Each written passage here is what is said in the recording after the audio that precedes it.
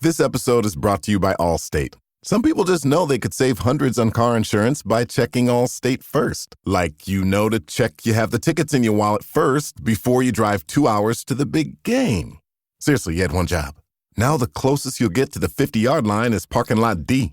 Yeah, checking first is smart. So check Allstate first for a quote that could save you hundreds. You're in good hands with Allstate. Savings vary. Terms apply. Allstate Fire and Casualty Insurance Company and Affiliates. Northbrook, Illinois. Ryan Reynolds here for, I guess, my 100th Mint commercial. No, don't. I mean, honestly, when I started this, I thought I only have to do like 4 of these. I mean, it's unlimited premium wireless for $15 a month. How are there still people paying 2 or 3 times that much? I'm sorry, I shouldn't be victim blaming here. Give it a try at mintmobile.com/save. Whenever you're ready. $45 upfront payment equivalent to $15 per month. New customers on first 3-month plan only. Taxes and fees extra. Speed slower above 40 gigabytes. See details. Being a marketer's no sweat. You just have to manage dozens of channels, launch hundreds of campaigns, score thousands of leads, and okay, fine. It's a lot of sweat. Unless you have HubSpot's AI-powered marketing tools to help you do all that and more. Get started at HubSpot.com/marketers. At your job, do you ever have to deal with a nose roller? How about a snub pulley? Well, if you're installing a new conveyor belt system, dealing with the different components can sound like you're speaking a foreign language. Luckily, you've got a team ready to help. Grainger's technical product specialists are fluent in maintenance, repair, and operations. So whenever you want to talk shop, just reach out. Call, click Grainger.com, or just stop by. Grainger, for the ones who get it done.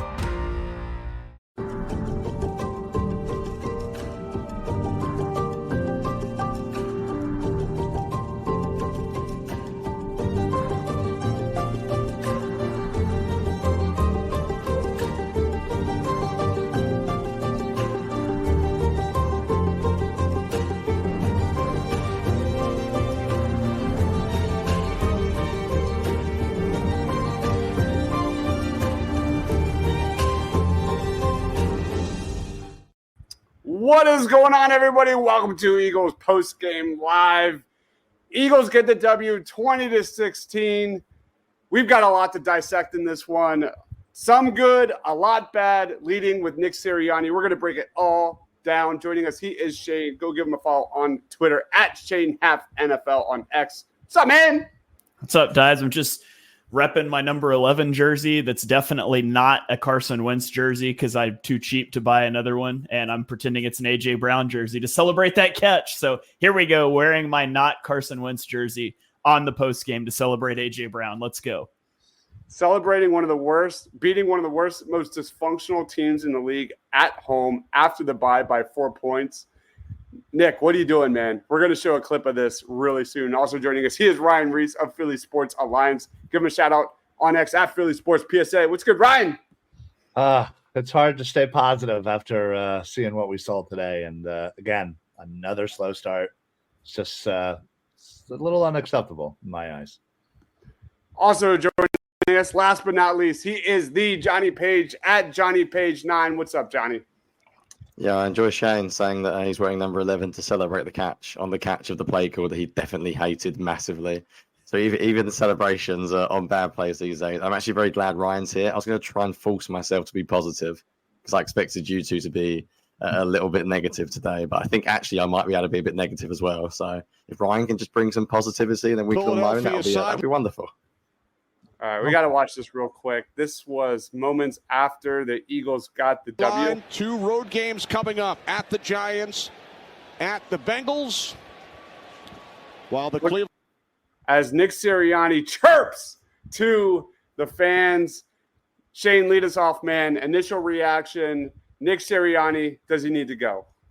What a clown. I mean, somebody should definitely tell him that the Browns are one of the worst teams in the NFL that are definitely in contention for the number 1 pick. And the Eagles were favored by like 9.5, which is the largest spread this year. And it came down to the end. So definitely not a performance that you should be chirping at your hometown fans over. So my take on Sirianni there is that's just clownish behavior. But my take overall on the game is, the defense did what they should. The defense held the Browns to 9 points, and it's Deshaun Watson, and it's an offense that's pretty dysfunctional. And so you would want to see the defense look good. And I thought the defense did look pretty good. We saw pressure at times, and Watson takes a lot of bad sacks, so he contributed to some of that. But on the defensive side, I don't think you can take too much from it because it is the Browns, but it's at least a semi-encouraging performance.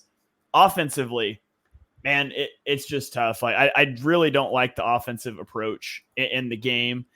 I just, you start the game slow once again, and I know the end of if you take out the block field goal, you went field goal, touchdown, long drive, and then you open the second half with a 3-and-out, and then you went field goal drive, touchdown drive, long drive to end the game. It's like the offense moved the ball, and on like an EPA per drive basis, if you look at Jalen Hurts EPA per play, these were good games. And so your good game against a bad team just needs to be more than a 4-point win, though. You can't keep doing this every week. So I thought there were encouraging signs from the offense, but there's still just also really frustrating things.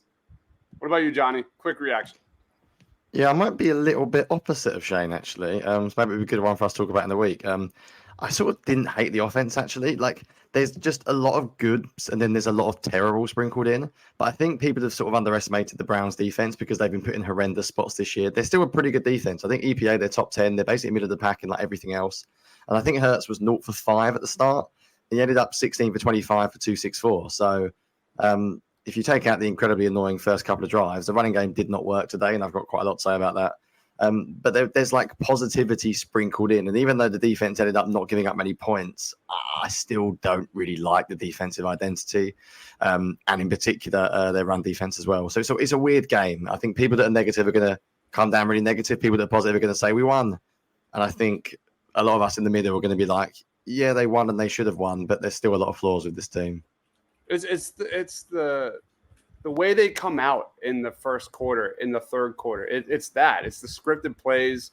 They always seem to just shoot themselves in the foot. They throw on first down rather than utilize Saquon Barkley. It seems like every time Nick Sirianni kind of gets out of his own way, and then you kind of see the offense be a little more Kellen Moore.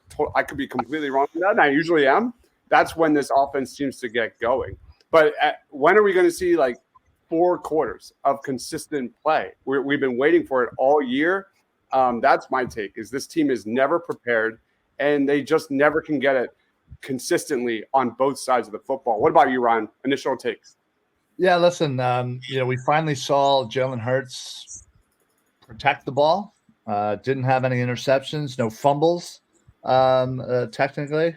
And that, I think, might be a little bit more worrisome, is the fact that we had a turnover-free game and still only won by 4 points. And honestly, it could have certainly been a tie ball game there if the Browns had, any sort of balls to go for it there for the touchdown. So it's definitely, there's a lot to worry about, and I am trying to stay positive as much as I can. So on a positive note, Bryce Huff has to have a sack. Woo! Let's go. He's here.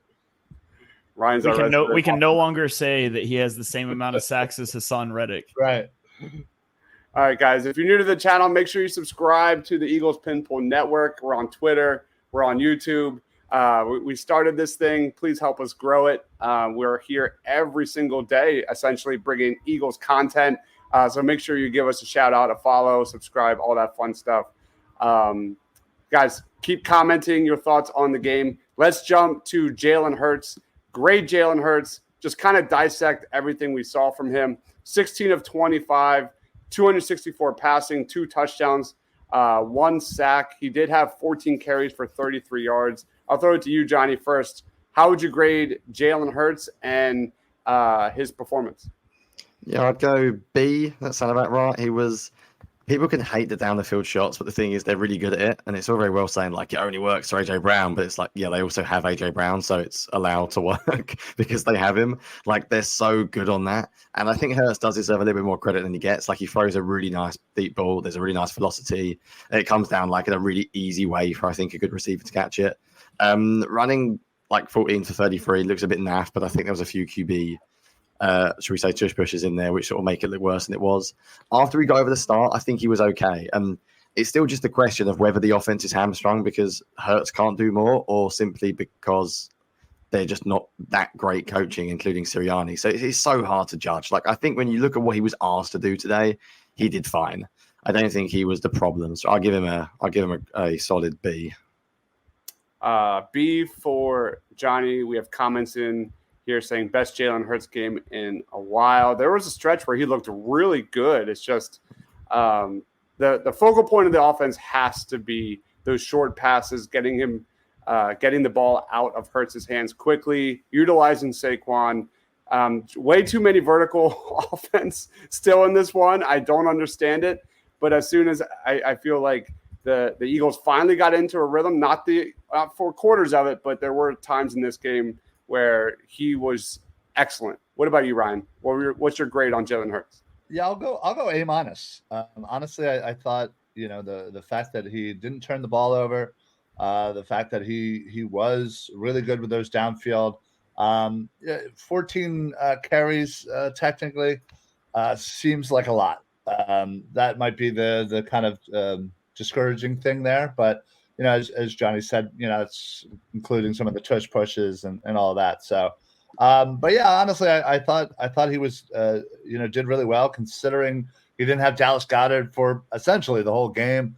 That certainly would have helped, with the middle of the field there and some of those short passes, and then obviously with Fred Johnson playing essentially the fourth quarter there. He only gave up 1 sack, which is also encouraging. So yeah, I thought this was probably one of his better games this year, honestly. What about you, Shane?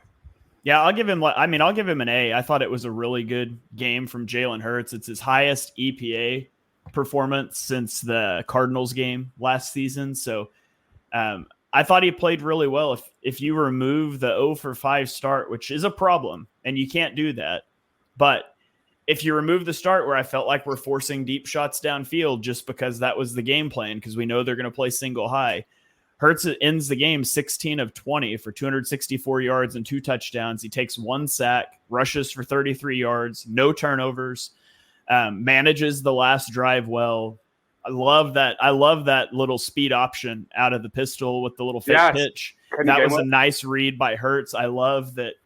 His mentality was, I'm going to keep this and go get the first down. I feel like sometimes when they run like the read option, he doesn't make defenders commit. He allows them to kind of be in the middle and make a play on both. And on that one, I love that the defender tries to play the middle, and so he fakes the pitch and just goes and gets it himself. Wasn't tentative in that situation. I thought it was a really solid game from Hurts, so I'll give him an A. Let's kind of like piggyback off of that and get into Kellen Moore and his offense. It was interesting to hear the Fox broadcast talk about Nick Sirianni and his play calling during this game. As we've been told, this is Kellen Moore's offense.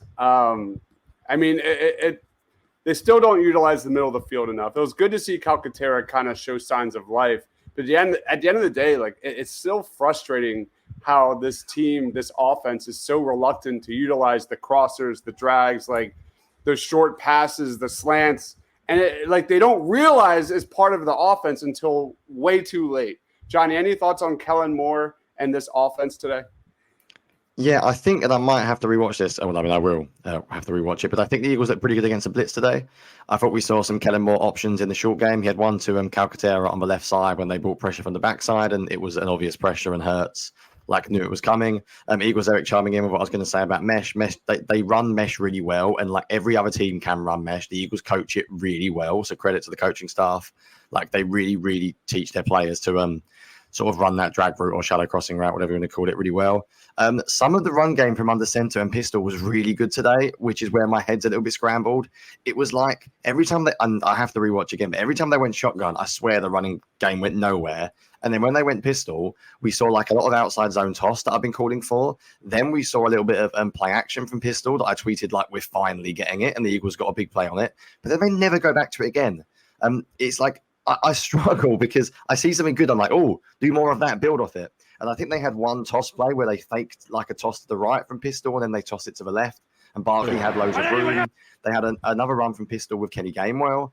And I was like, I'm sort of enjoying some of the offense, but then sprinkled in between that, there's just a bunch of random stuff that looks, it is last year. Shane will know how many times I reckon they called crash today. We spoke about crash so often last year, Shane, and I reckon they called it like 8 times today. And it wasn't like they were using motion and like changing how they were running it. They were just running the same stuff. Like, I think the slot fade to AJ Brown is cool because we didn't see that a lot last year. We saw much more just like line up AJ Brown outside the numbers and throw it deep to him. I think seeing him run a slot fade was cool, and the way they used Dallas Goedert, no, not Dallas Goedert, he was injured. I think it was Calcaterra, like sort of a late shift to get AJ Brown that sort of one-on-one matchup in the slot as well was cool. So there's good stuff, and I hate saying the same thing every week. I just don't know whose offense it is, so it's so frustrating to criticize. I just wish, for like my personal sake, Sirianni had gone and it was just Moore's offense, because then I can actually analyze what I can see. And I've said it every week, but I'm even going to include Stoutland in that, because I struggle even with the run game, because it looks like a very stout run game to me, which has been shotgun, a lot of like pinball stuff. And I don't really think that's the way this team is built either. To me, they want to be more of a Kellen Moore outside zone. And when they did that today, that looked like the best part of the offense. So I'm looking forward to rewatching it and seeing if maybe there's something they can build on. But it still feels like they're trying to run 2 offenses at once. And that just makes it so hard for guys like us to really be honest about what we can see. Yeah, that's the $1 million question right there. Like, who's in charge of this offense? And I don't know if we know. It's pretty, I think, obvious what's going on. We have a comment here saying the last drive is getting people twisted. The offense looked really bad for large stretches of the game. I don't agree with that. Gotcha. I mean, so the Eagles had 8 drives where they were trying to score. So I'm excluding the kneel down at the end of the first half. I'm excluding the possession where they ran the clock out at the end. So 8 drives where they're trying to score. Without that field goal getting blocked, they put up 23 points. So that's not terrible. If you include that last drive for yardage, they had 42 yards per drive. That's not an anemic performance. And the Browns are a good defense. This was one of the best defenses in the league a year ago, and they're missing a couple of safeties today, and that's important. But Schwartz is a good defensive coach, and he's stacking the box, which makes it hard to run. He's challenging your receivers outside, and early in the game, they were winning those matchups. And the Eagles are a team that's built to run the ball first. And so if you can take that away, stacking the line of scrimmage, it makes it difficult, and it exposes you to this high variance game of just chucking up deep balls. And once the Eagles stopped settling for those deep balls, the first 2 drives, I thought the offense actually looked really good for the majority of the game. If you just exclude this beginning of the game plan where, heavy box, we're going to chuck it deep. And, it works at the end of the game, and we can talk about that play call because I'm interested to hear your guys' thoughts on that. Actually, I'm just going to hijack this and pull that. Look at me, I'm the captain now. What did you guys think? What did you guys think on that play call? So you come out of the 2-minute warning. It's 2nd and 11. The Browns have 1 timeout left. I tweeted during the 2-minute warning that you can basically, if you don't get the first down, but you also don't throw an incomplete pass, you're punting with 1:15 left, and the Browns wouldn't have a timeout. Now, I'm not saying I would play for the punt. I actually said I would try to get Hurts rolling out of the pocket so he can hit an open receiver or he can run it, but we don't really want to risk an incompletion. They come out and take a shot to A.J. Brown downfield. I personally did not like that call. It obviously worked out, and A.J. Brown's a fantastic deep ball tracker, and the ball's underthrown, kind of like the touchdown. A.J. Brown's so good at subtly slowing down and stacking that cornerback on his back to create that window to catch. So it's great execution by A.J. Brown. That's not the call I would have made. I don't really like it. I would definitely be really upset about it if it fell incomplete. Where are you guys at on that? What did you like the call? I mean, the Browns are giving you the deep ball, and I think they're doing it for a reason there. And you're playing with fire, obviously, but what did you guys think? Ryan, is that a good decision? Would you have done something else there? What are your thoughts? Yeah, I feel like I can go back and forth and convince myself one way or the other, but I think ultimately you're trying to catch them off guard, and yes, throwing a deep ball there is probably what's going to catch them the most off guard. But I feel like, I don't know. I wouldn't personally have done it. I would have personally have probably done what you said. Roll Hurts out, and unless you have a wide open, and even then it's still whatever. I'd still have Hurts probably run. I don't hate it. at all. I understand the thought process. I just think it's maybe a little bit too risky for the situation. That's all. Jonny? Yeah, I think the word over-aggressive, as we know, with Sirianni and the Eagles organization. Shane, I'm trying to work this out, and you're better at this stuff than me. So they had one timeout left, right? So Correct. Let's assume, for argument's sake, because I think if you're going to moan about the play call, I think then you sort of have to accept that they shouldn't throw it. Like, I feel like, I don't know, maybe I'm being picky, but if you're going to say to the quarterback, throw it, and then he throws it and completes it, you can't really be like, well, not that throw. Like, I feel like you either accept that you're going to run it. So let's say the Eagles run it twice, because I think the odds are they run it once and then it doesn't go anywhere because the Browns stack the box. And then you're looking at like 3rd and 10, and I can't see you just coming out and dropping back in the standard drop back. So if they basically ran it twice, where would we be? So there'd be what, a minute 10, and then you're saying the Eagles would punt it to the Browns. Yeah, 40-second play clock, so you're probably looking at like a minute 15 when you punt the ball. So Browns get it with a minute 10 left, no timeouts. Yeah, it's interesting because if you ask me, what's the higher percentage chance the Eagles defense breaking in a minute, or the Eagles completing a deep ball to AJ Brown? I'm not sure there's that much difference. And by the way, you are guaranteed to get single coverage. And second, if you want to be like smart, and I think this is classic, like overthink it. But if you want to be like over aggressive, the 2nd and 11 in that situation, you are guaranteed to get no safety deep doubling up on AJ Brown. So it is a straight up buddy ball 1-on-1. And I disagree with you a little bit. Saying the throw was underthrown. Like, it was slightly underthrown. He had to slow down slightly, but it also landed like right in the bucket on the inside shoulder as well. So I don't know. It's obviously, I'm sure the analytics guys are shouting at me because I'm sure it's not great. Like, I think the interesting comment is like the idea they could have just thrown a short ball and it's like guaranteed to be complete. And you're like, well, anything can go. I basically think if you accept you're going to throw it, then you accept it may be incomplete. There is no such thing as a guaranteed completion. We've saw this with Saquon Barkley a few weeks ago, running the most easy play call ever. I think if you're basically accepting you throw it, then you can't moan about the play call. So I think the argument is like a binary, and I'm making it binary because why the hell not? To me, it's like run, punt, or run, first down. And in some ways, I'm like, do you know what? 2nd 11, if you give me 1-on-1 coverage of AJ Brown, and we're going to say we can win the game, then maybe I'll do it. Yeah, I will say if you are going to take the shot, do it on 2nd down, not 3rd down. Yeah. So if you want to take it, that's the time to take it. It's not the call I would have made. I'm not in love with it, but I mean, that's why you go get an AJ Brown, right? Is he can make those types of plays for sure. So anyway, I was just curious what you all thought on that. Here's the play. We'll go through it real quick.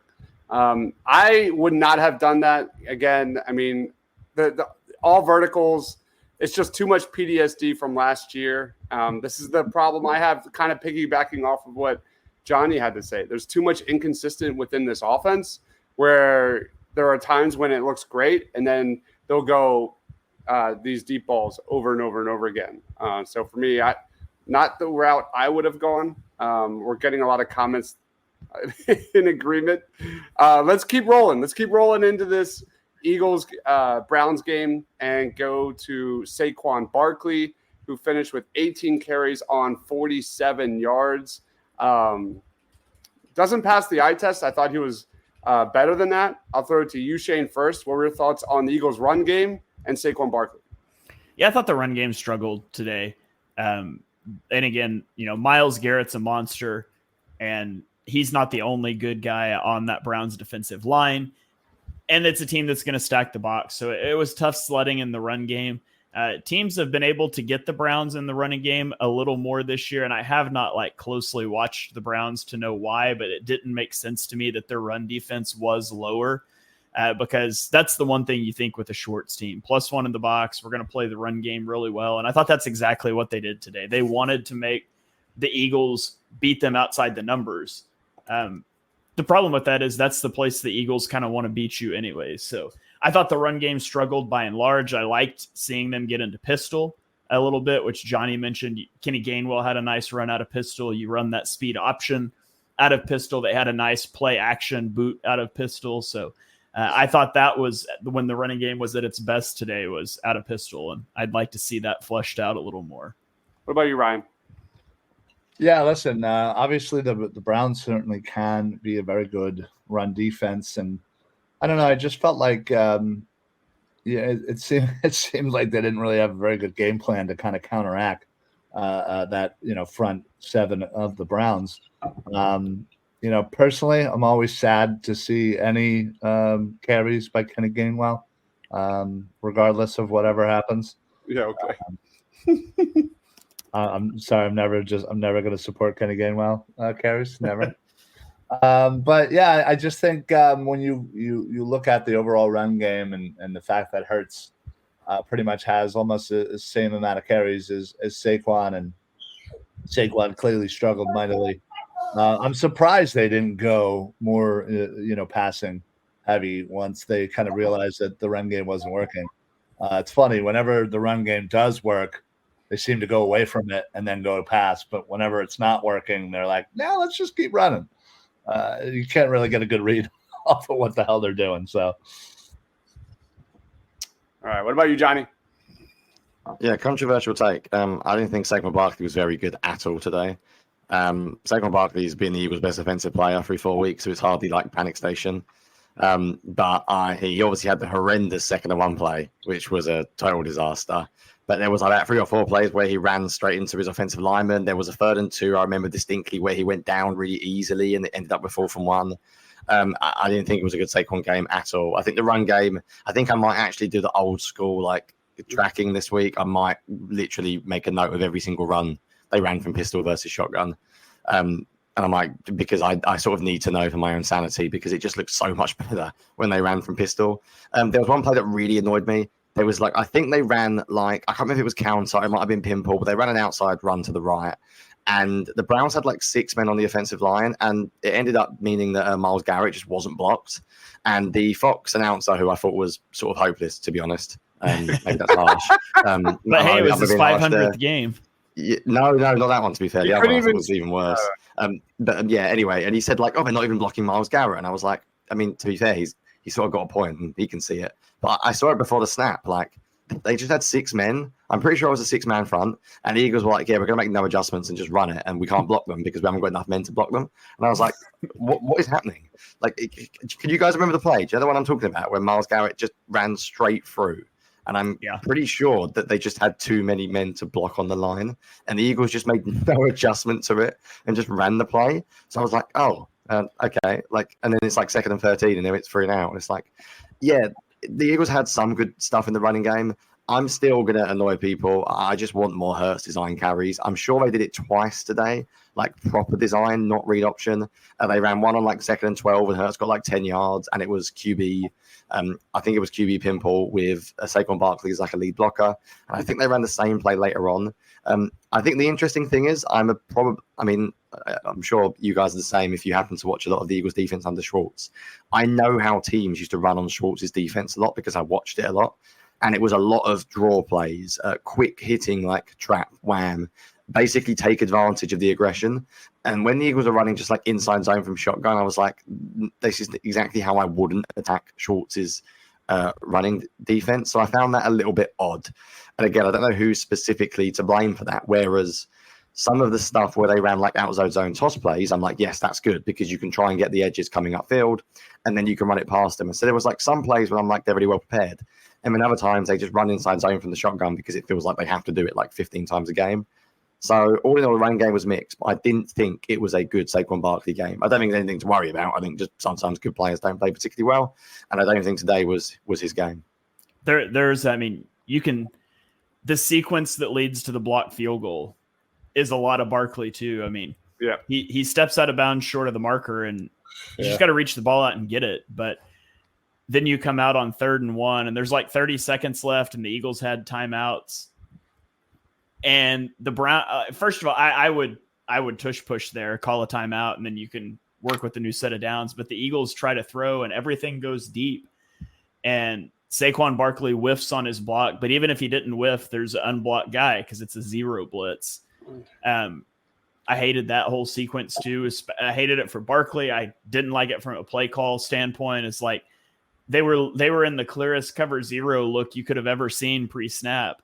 And you've got A.J. Brown at the bottom of the screen being given 10 yards of cushion on 3rd and 1. You could throw a smoke screen to him or a slant route, and it's an easy first down, and he's a broken tackle away from a touchdown. So you just saw things like that kind of stack up. And And it's ultimately why the Eagles scored 20 points instead of 35 points in this game, because the offense moved the ball.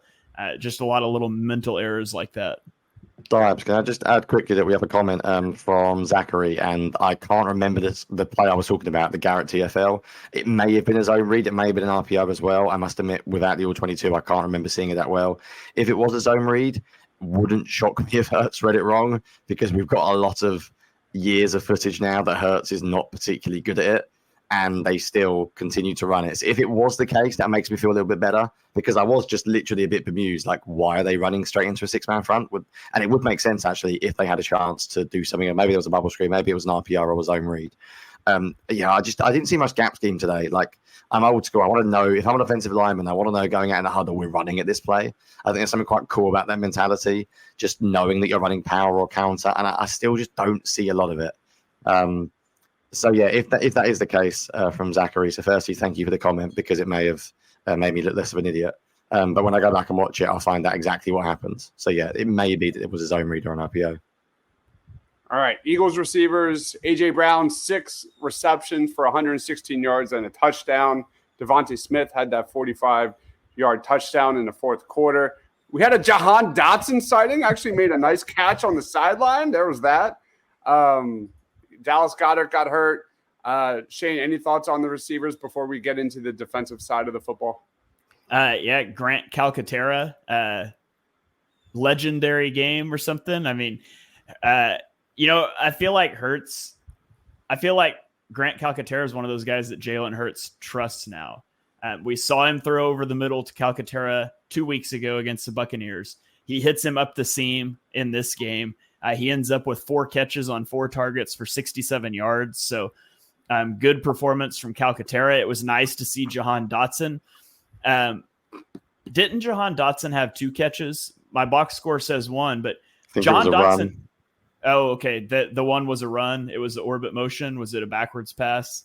Yeah, I think so. Okay, yeah, it's showing up as a rush. I was going to say I could have sworn that was to him. So he's got a nice play on that one. Nice play on the scramble drill to Hurts, and he's able to drag that toe, which, by the way, again, the announcers, I love the announcers are like, it looks like he got his foot down while simultaneously showing a high-res footage where you can see grass flying off the ground for like 4 feet from the sideline when he's dragging his toe. So shout out to them for being like, I think he got his toe down, but that was a nice play. That's the kind of play that builds trust with the quarterback that we've talked about.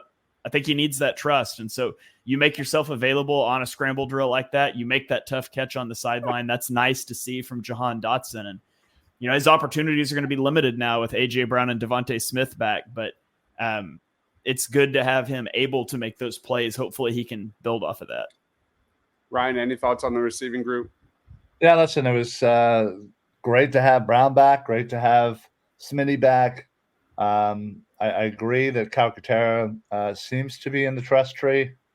As long as it's not Stoll, I'm pretty good with that too. It just sucks. Dallas certainly got hurt early. I think that would have kind of changed the game going forward. As Dallas certainly seems to be gaining a lot of trust from Hurts as far as the middle of the field goes. So, but yeah, it would have been nice to see him out there. But overall, I thought they did pretty good. Brown again, so amazing to have him back. He's special. Yeah, I think that's the lesson we all learned. I think we undervalued, at least on my end, how critical A.J. Brown is to this offense. John, any thoughts on the receiving group? Yeah, I've said for ages, and I feel really mean every time I say it, but I hate the 1A, 1B, A.J. Brown and Devontae Smith comments. It's not. Like, I'm sorry, I love Devontae Smith, but A.J. Brown is completely on a different level. Like, it's not 1A, 1B, it's 1 and 2, and A.J. Brown makes an absolutely ginormous difference to the offense. Ryan had a really good point there. The Eagles basically seem to have like quite specific roles for players. So A.J. Brown runs a lot of vertical routes. Devontae Smith runs a lot of like the crossing, shallow, and really Dallas Goedert is the middle of the field guy. So when we're saying like where is the middle of the field, when Dallas Goedert goes out, we don't really have anyone they use in the middle of the field. Like you don't see A.J. Brown running a lot of deep digs and stuff. He's so vertical, like almost to a floor. So yeah, I thought AJ Brown was basically just like doing AJ Brown things. I wish they designed more plays for specific players to get them going. Like Jahan Dotson must hate it here. He's done nothing wrong. On film, he looks fine, but they don't. I see people asking me like, "Is he not?" And I'm like, he's just not really getting a look in. They don't like design plays. I mean, I guess they designed one for him today, and it was a run. But yeah, I think the receiving core is overall still pretty good. I think tight end 2 is going to be a humongous need next year for this team. I think Goddard's health and stuff. I think this team has been lacking a second tight end for a long, long time. And to be honest, I wouldn't even say if they think they can compete this year, it's not the worst thing in the world looking at on the trade market for a veteran who can give them more. But Shay mentioned that Calcaterra is now trusted, so at least he can do that. The problem with Calcaterra is if you play him as your tight end 1 when Goddard goes out, the guy cannot block. And I wonder when we rewatch this game, how many of those running plays Calcaterra is a net negative, because if he's your tight end 1, you almost like struggle to run from 11 personnel because he really can't give you anything as a blocker. We have a comment. Why don't they run more middle of the field action as it's available, and seemingly every team uses it heavily outside of the Eagles? Anybody? Shane, you're up. Thanks for raising your hand, by the way. Yeah, because they do not go under center and run the ball. Therefore, they can't go under center and run play action. Like, when you look around the rest of the league and you watch the Packers, you watch the 49ers, you watch the Lions, there's other teams that do it, but those are the ones that come to mind right now. It's under center running, and then under center play action opens that up. Shotgun play action is just not as effective at manipulating the middle of the field to be open. And so when you combine the fact that Hurts is a shorter quarterback that doesn't like to throw over the middle as much, with the fact that they're not using the biggest cheat code to unlocking the middle of the field in the game, under center play action, that's why they don't throw middle of the field much. It's really hard to do for a quarterback of Hurts' stature without the benefit of running under center, which the Eagles just don't do for whatever reason. Anybody else? Exactly what he said. Basically, yeah, I don't need anything else. The stats we said. If people listening now haven't heard our conversation with BLG that Shane said, and I repeat it wrong, Shane, we are 0 yards from under center before this week, and the 31st team was 101. Correct. Yeah, before this week, the Eagles ranked last in the NFL with 0 rushing yards from under center, excluding QB sneaks. The number 31 team had 101 yards.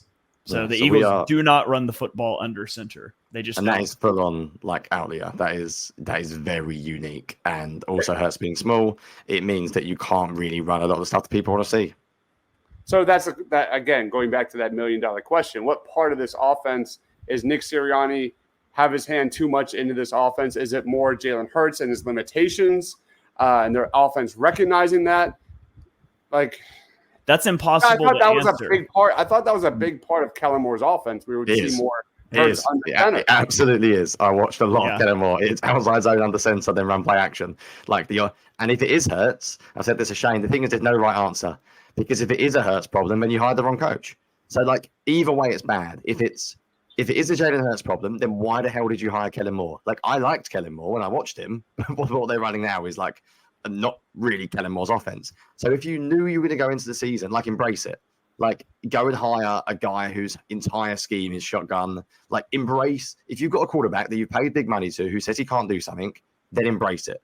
And it doesn't mean we have to like it, but at the end of the day, I just really struggle because they absolutely hired an offensive coordinator who runs a ton of under center outside zone stuff. He's way more to Shanahan, sort of old school than you think, and they don't do it. So it's like no one can tell when we sit on podcasts discussing things, but I don't think there's a good answer. As in, whoever's at fault.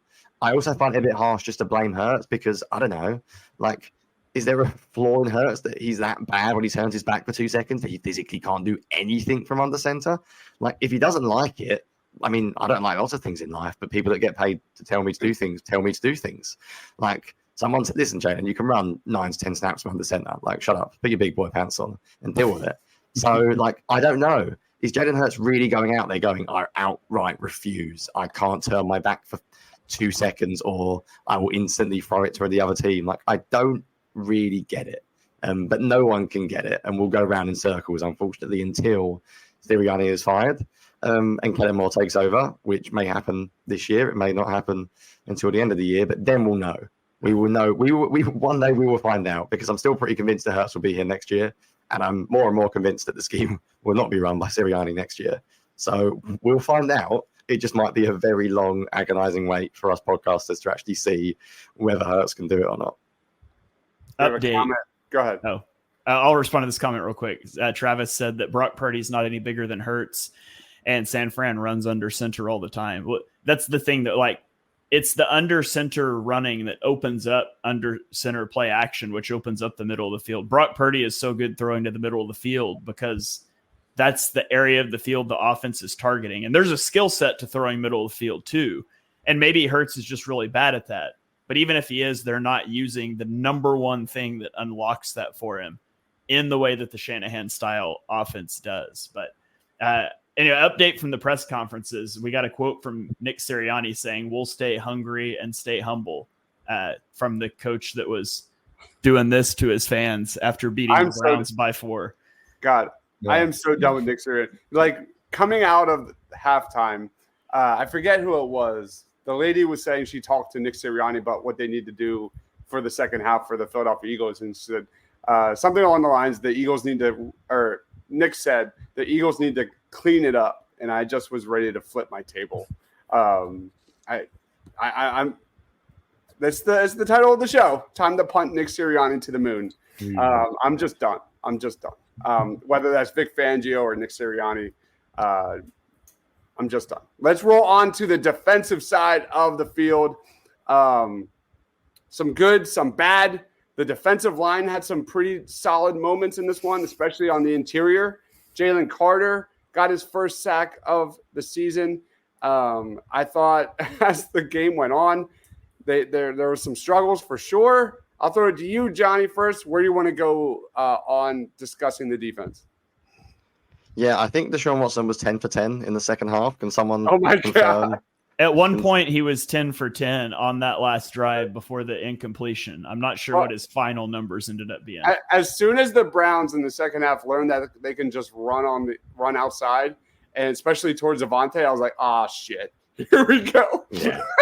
Yeah, so where do I want to go to defense? God, big question. I mean, they played okay. They only gave up what? Did they give up a touchdown? I guess they didn't, did they? So the problem is it's so hard to deal with anyone because the Browns are playing with the worst quarterback I think I've ever seen at a professional level. And he's also a sexual predator. So the two things don't go together very well. He is utterly, utterly hopeless and a horrible human being. So I'm extremely glad to see him suck. I really enjoyed it when he threw 15 yards over the Amari Cooper's head and then blamed it on the idea he was meant to run vertical. It's nah, you just overthrew that comeback route massively. And then you're saying you should have run vertical. I'm convinced he just massively missed. I don't know, the defense, I have a big problem with the way they play the run, and I think I have a big problem with how Fangio plays the run, because some of the people that I speak to say this is what he was like with the Dolphins as well. I look at their 4-down front or their 4-man front, and I see so many gaps in their run fit.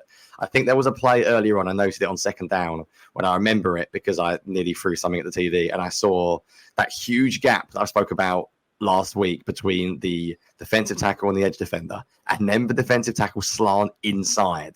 And this gap is huge. And then they ask the Kobe Dean to come flying into this gap that is absolutely massive. And he gets blown up and there's no one there. So their run fits kill me. I think they played one. They didn't really play much 5-man front today. And they did it once or twice. And I saw Jordan Davis at nose tackle and I saw Jordan Davis blow up the play. And I was like, why is he not a nose tackle all the time on early downs? But on the positive, Deshaun Watson had no idea that you can blitz the nickel cornerback. So every time they sent Cooper DeJean, Deshaun Watson was utterly shocked that you're allowed to blitz the nickel cornerback. There was one play that I think, Shane, you might have clipped the play actually, that I quote tweeted, where Cooper DeJean is so desperate to blitz. He is not disguising it at all. He's fully left the slot receiver and he's just creeping further and further and forward. And then when he blitzes, Deshaun Watson is still what? Where'd this guy come from? And I will say there was another play that I was sure that he was blitzing because he did the same thing. And then he bailed back out at the snap. There you go. I don't know. Maybe he's just got the speed to be able to do that. But it was the play where Josh Sweat got the sack. And I tweeted out the clip because Nakobe Dean did a good job getting back underneath the receiver on the RPO, and Deshaun Watson double clutches it and gets sacked. But at the start of that play, Cooper DeJean is a full 6 yards inside the slot receiver who is out wide in a stack, but he's way inside, I am blitzing, and then he didn't. So maybe that's just something he's going to do. I don't know. I thought it was hilarious how the Eagles started blitzing off the edges, and the Browns just ran it up the middle, and the Eagles had no chance. It was we finally get some aggressiveness from Vic Fangio, and it just blew up in our face. I guess we might get to Cooper DeJean as well later. I don't know if he'll come up at all. Maybe even for surprise player of the game. I don't know. But I thought he was fun. He had a couple of run stops on the edge as well. The guy runs around like a bit of a child at the candy shop, and he just looks really, really fun. So I don't know. Definitely a fan of playing him over Maddox, and at least he brought some element of fun to the defense today. I enjoyed watching him out there. Deshaun Watson, unless I missed a pass, was 13 of 14 for 135 yards in the second half. Yeah, okay. It's hard, isn't it? He's arguably the worst quarterback I've watched, starting quarterback. And the fact that he was carving up, he was getting the ball a lot faster, I feel like, in the second half. And the fact that he did that, there's problems. I'll throw it to you, Ryan.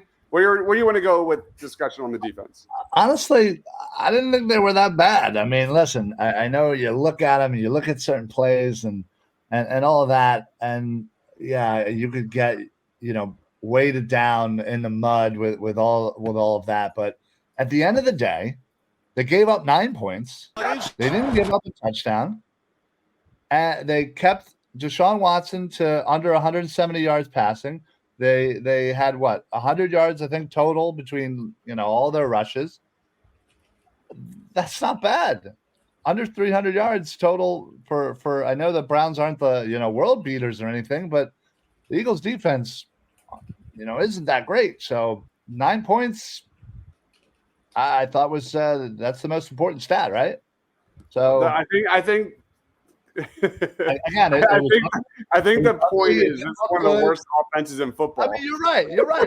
That's right. That you, if they would have given up 30 points to the worst, offense, then it'd be a little concerning, right? So they did the job that they were supposed to do, which is something that defense hasn't done really all season. Is they did what they were supposed to do. They held them to 9 points. I like the first half defense way more than I like the second half defense. For the point where we saw the Eagles defense get the Browns into a lot of third and longs, and we saw the Browns convert a lot of those third and longs in that second half. Sure. Shane, any thoughts? I'm going to say something that I might have to take back after I watch the All 22, but I doubt it. And that's that Cooper DeJean's performance in this game is a massive indictment of the Eagles' talent evaluation process, because there's simply no way that Avonte Maddox should have played over him for the first 4 weeks of the season. I thought, he was solid as a tackler. He gets 3 solo tackles. He's got a half a sack. We can talk about the attempt to tackle on that sack where he just thinks if he throws a shoulder into Deshaun Watson hard enough, he'll fall over. Like nobody's ever hit him that hard before. But I liked what I saw from Cooper DeJean, and maybe you amend that after I watch all 22. But the thing I was talking about earlier, where he bluffed the blitz in the same way that I thought he telegraphed the earlier one, I thought was a cool thing to see. 15. I think he looked good. I thought, I really liked seeing Isaiah Rodgers make a hit on Deshaun Watson on the sideline, and not just because it's Deshaun Watson, but that certainly added to it. You've got Keely Ringo comes in and pops a guy on the sideline and then draws a penalty off of Amari Cooper on the very next play. And so I liked seeing some of the young guys out there. Nolan Smith, I thought, had some moments in this game. He had a sack. He got to the edge against a puller on that one play where Deshaun Watson's scoring a touchdown if Nolan Smith doesn't fight over that puller. So overall, it is what it is. We can talk about the offense they played, but I thought the defense was generally fine in this game, with the exception of Chauncey Gardner-Johnson. Chauncey Gardner-Johnson is another bad game. Now, he does make a play on third down on the slant route to David Njoku that ultimately gets the Eagles off the field, but him blowing up Quinyon Mitchell on what should have been an interception is a bad play. My son, who's like, he's, 10U baseball, said that's why we're supposed to call it. And I was like, that doesn't generally apply to football, but that really was just like a lazy pop fly. He had a horrific tackle attempt on another ball downfield. And so little frustrated with Chauncey Gardner-Johnson over the last couple weeks. I do think Sidney Brown should push for some of his playing time when he gets back. Not that he can tackle either, but I would like to see a little more aggressive mentality. And Chauncey Gardner-Johnson got under my skin a little bit this game. But again, he does have the nice play on third down that essentially gets the Eagles off the field for the last time. So I don't really know what to make of the defense overall, but I'm glad that I got to see Cooper DeJean play this week. Yeah. I've said it 1,000 times. I'm going to say it again. I am so out on CJ Gardner-Johnson, and drafting Jordan Davis over Kyle Hamilton is still has real estate in my mind. I still need better production out of that spot. Let's go. Where do we go? Let's get to some comments real quick. Brad Eclipse says, can we talk about how awful CJ Gardner-Johnson was? He did take away that interception from Quinyon Mitchell. Melly says, I think it's a numbers game with the defense. If our offense was better, the defense wouldn't be on the field so much.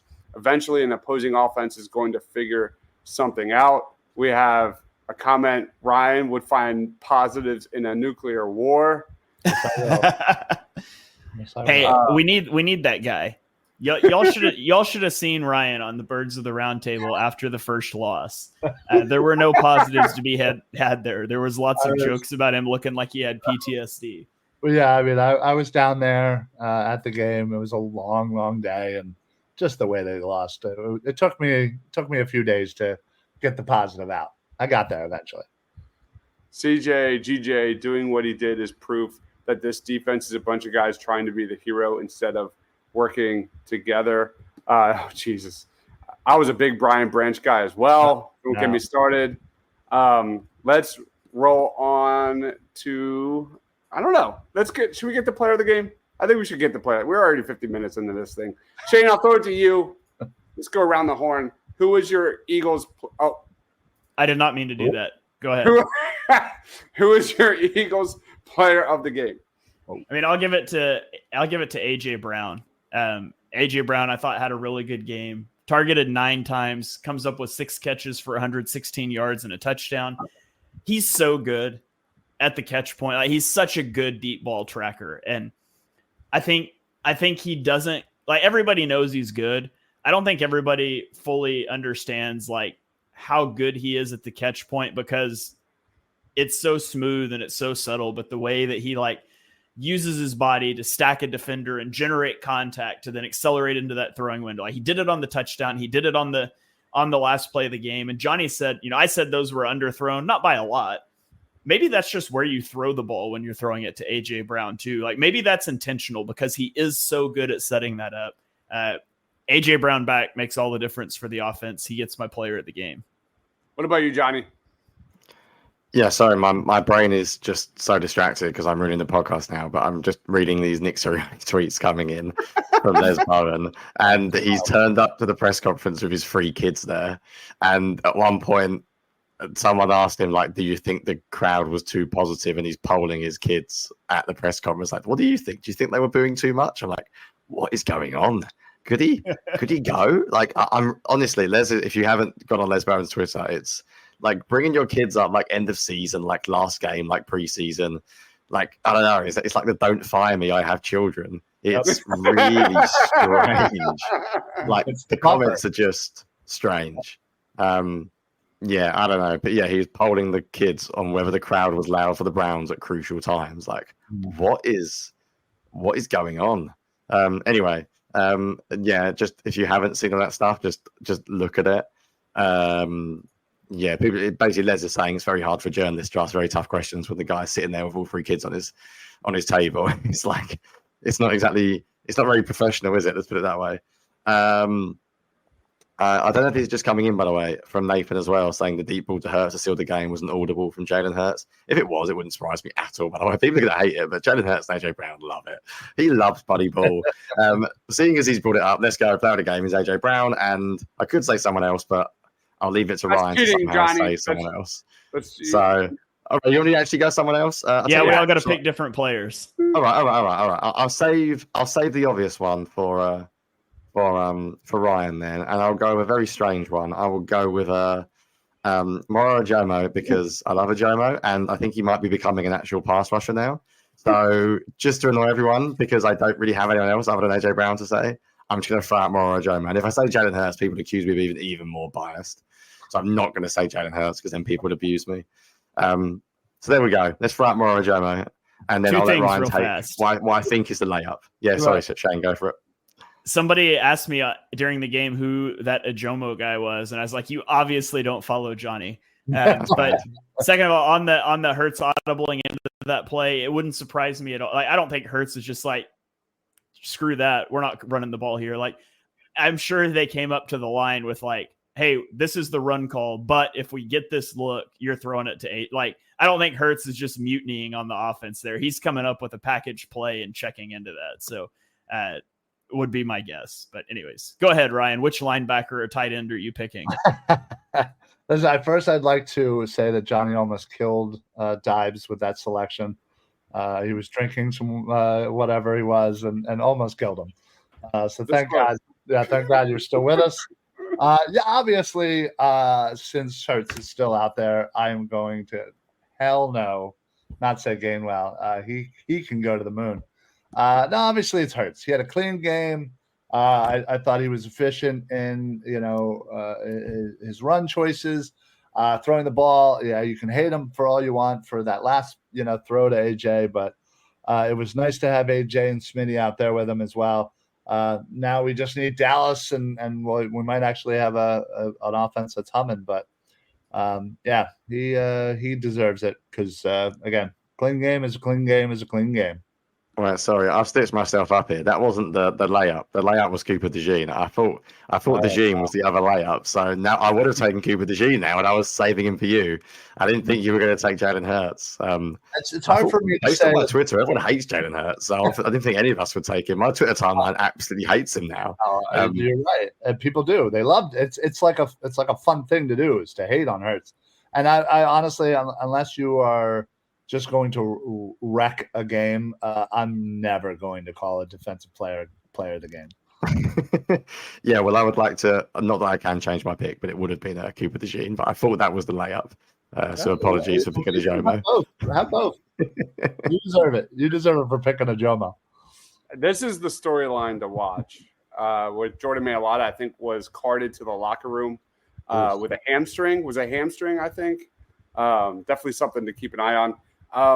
Those are all good. I was going to go Cooper, but I'll go Brandon Graham. First ever to play 200 games. Had that huge tackle for loss. I feel like this guy just makes play after play after play, week in, week out. It's going to be a sad day when he hangs it up, man. But Brandon Graham's arguably the best defensive player on the Eagles right now. They're going to convince him to play until he's 50. Player coach. Please. Yeah, don't go. We still need. We can't afford it.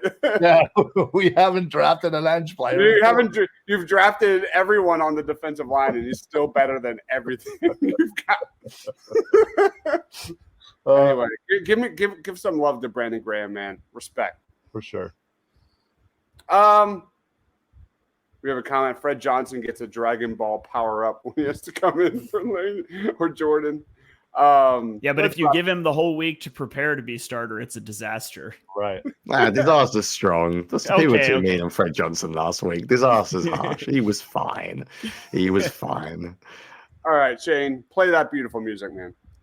All right. So each and every week we put out on Twitter a solicitation for your 3-word reactions to the game, and we read some of them on the air. So you guys head over to the Eagles Pinpoll Twitter account at Eagles Pinpoll after the game and drop your 3-word comments. We'll read some of them on the show. You can also put them in the chat here on YouTube. But we've got Max says play calling, discipline, head work. And then he clarified with a thumbs down emoji, which I guess an emoji is not a word, so that counts. We will take that for 3 words. Kevin says, not like that. Peace Frog says, please fire Nick. JCW says, barely beat Browns. Which, by the way, I mean, if you're trying to cram it into 3 words, eliminating articles is great. So just drop the. Jason says less than impressed. Down says should have been a blowout, which is definitely cheating, but it's also kind of how we talk in the South. So we'll take it. Should have been a blowout. We can cram that into 3 words. The casual stuff says that was uninspiring. Max has a fire Nick anyway. I mean, you can't. He brought his kids to the press conference. Right. Max also said Calcaterra, legend born. Nice. And then finally, Robert said about the same. So there we have some of your guys' 3-word reactions. My 3-word reaction to the game is concerned about injuries. It really stinks that the Eagles needed that early bye week to get healthy. And then you have multiple players, especially stacking injuries at cornerback in this game. So I will nervously await the injury report this week. All right. We have some comments on YouTube. Keep them coming, guys. Eagles game in 3 words or less. Finally, no turnovers. Losing to Giants. QB1, great game.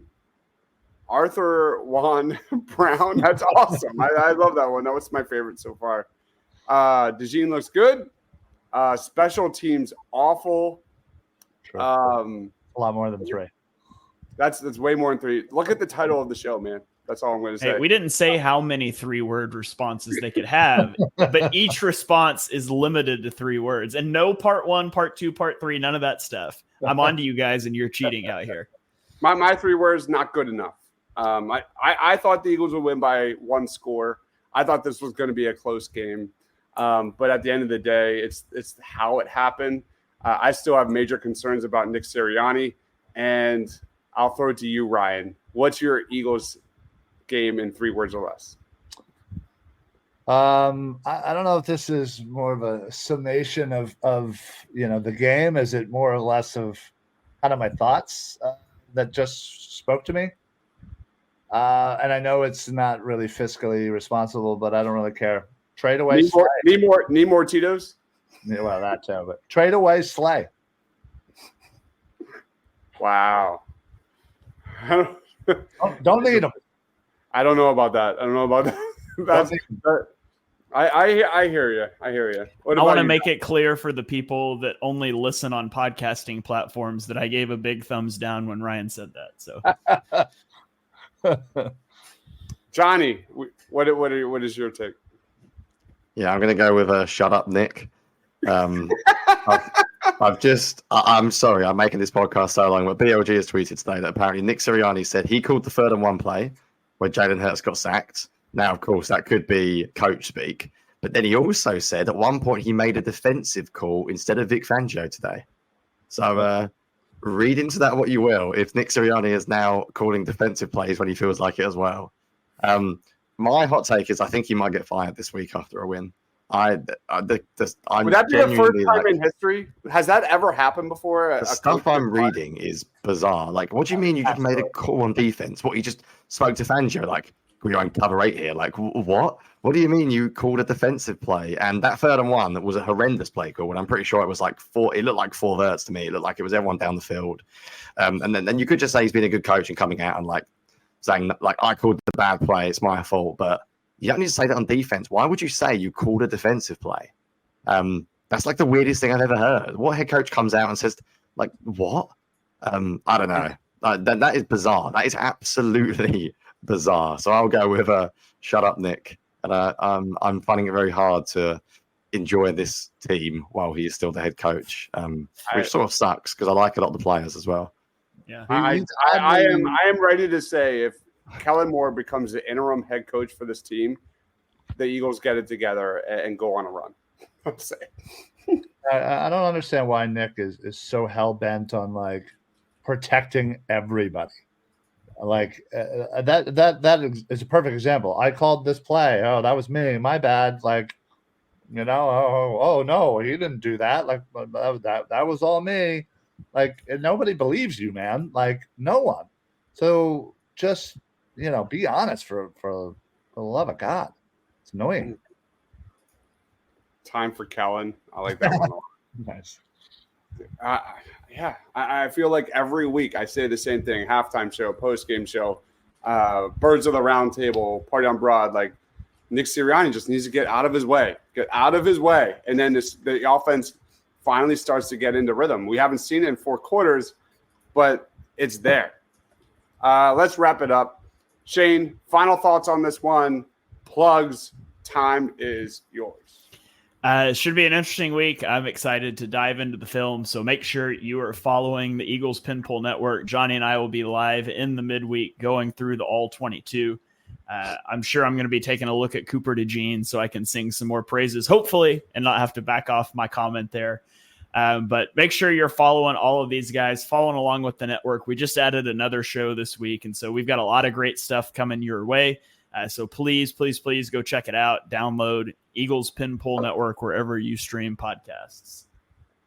Ryan, anything you want to plug? Final thoughts? Yeah. It was an ugly game, but let's move on and pray to God that we don't get embarrassed by the Giants.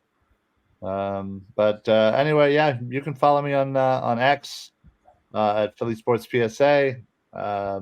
Usually doing about 100 shows with Deibs.